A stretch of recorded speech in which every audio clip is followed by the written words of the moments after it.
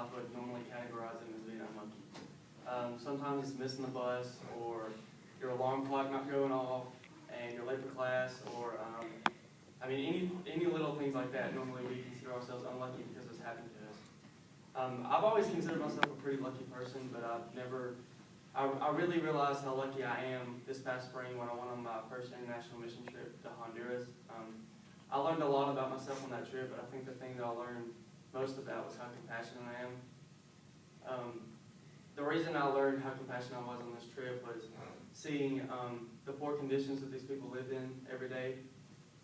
Seeing orphans, we went to orphanages and did birthday parties and seeing their reactions to that, and also just seeing the gratitude of the Honduran people towards what we were doing for them. On the first day, we got there and got off the plane and went to the city. It was very evident that it wasn't the most clean or sanitary place to live. There was trash all over the streets, and the roads weren't, if they were paved, they had potholes in them. And that's what small children did for jobs to make a living. They would fill in the potholes with gravel all day. And the water, it was disease stricken. We weren't allowed to drink the water. We had clean, purified water that we brought with us, but the people there, they didn't have anything else, so they drank what they could to live, what they could find.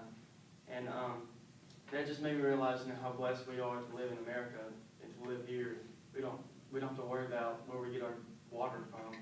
And I just felt compassionate for those people because, I can't relate to that, but I do realize, their situation.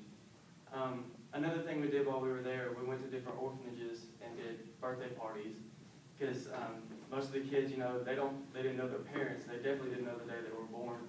So regardless of why they were there, if their parents dropped them off on the side of the road or, their parents passed away when they were younger, regardless of their previous situations, they still, they were content with where they were and what we were doing for them. They were happy. And I have a special place in my heart for all those kids because, like I said, they were happy in the situation they were in when they could have been, they had every right to be mad at how their life had been. And lastly, just seeing the people